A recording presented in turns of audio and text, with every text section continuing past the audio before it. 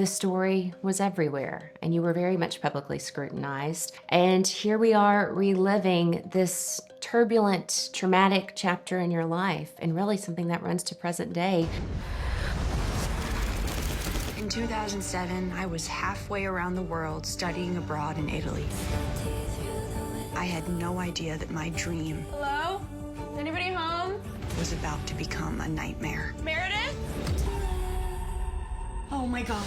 Why was now the right time to share a scripted story of your life, and what are you hoping to convey to audiences this time around? This was the right time because back when I first approached doing this series, it was right after the birth of my daughter. And I was very aware of how I didn't want this like dark cloud that had hovering over me my entire adult life. I didn't want to pass that on to her. Yeah. I felt a deep sense of urgency to find closure, to make sense of it, and to reclaim a sense of agency and not just be the girl accused of murder. And do you feel like after the completion of this, yes, it hasn't been released to the world, but do you feel like you have that sense of completion? Well, wellness? so this is the story of how you arrive at a sense of completion and a sense of regaining agency, right? Like, this story doesn't just begin and end in the courtroom. This story begins with my choice to go back to Italy to confront my prosecutor. And that's why it's a bigger story, a more personal story than what people might expect.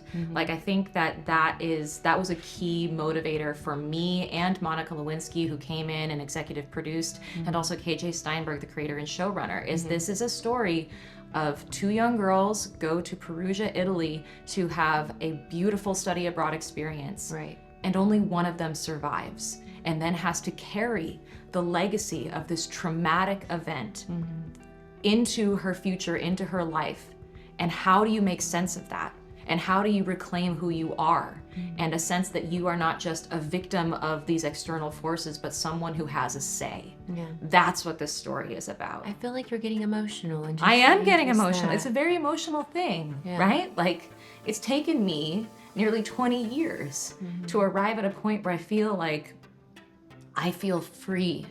I really do. I feel like you can't, go back and I can't go back and get back the girl that I used to be, which was a girl who had never had anything bad happen to her. Right. Like, I can't go back to that person, but I can take this bad thing that happened to me and not just feel diminished by it, but actually propelled by it, propelled forward. Was there one moment in particular in reliving this chapter of your life that was just the hardest to like redigest, to relive?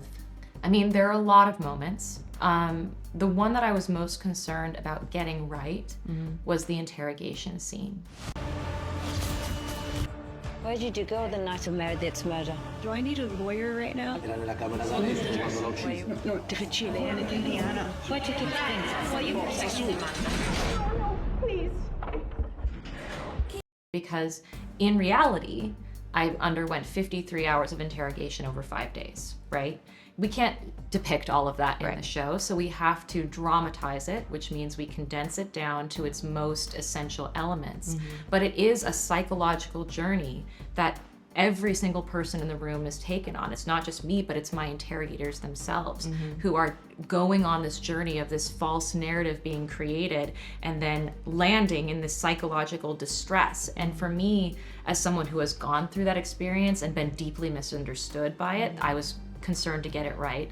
But also now as a criminal justice reform advocate, like, I wanted to show that it's not like, interrogations are not like what you see in the movies. Exactly. This is what it really looks like, and this is what it looks like to like be made to feel utterly insane. Like, I mean, you do not 53 know. hours, how could anyone not be seemingly insane Well, afterwards? you say that, but yeah. like lots of people, But you know, they have a like- different Yeah. take on what it should look like. Yeah. You know? Yeah. So that had to be tweaked. That was a creative change. Were there many others for this to go to television? I mean, sure. Like, there was a lot of things. Like, for instance, there's this great scene where when I tell my family that I want to go back to Italy, there's conflict, right? And there's an eruption. Like, we are confronting each other over what our expectations of that are going to be, and whether it's a mistake or not. And in reality, those kinds of conversations took place multiple times over a long distance of time. So like, again, taking these true things and bringing them all into one scene so that they convey the emotional and psychological truth, even if it wasn't a, you know, documentary, this was said, then this was said, you know. Right, exactly. That kind For of the thing. for the format of it being in television. Absolutely. You are an executive producer on this. You chose to have the production shot in Italy. Why was that important for you to do? And you guys did see a backlash in having production there, particularly in Perugia. And you also chose not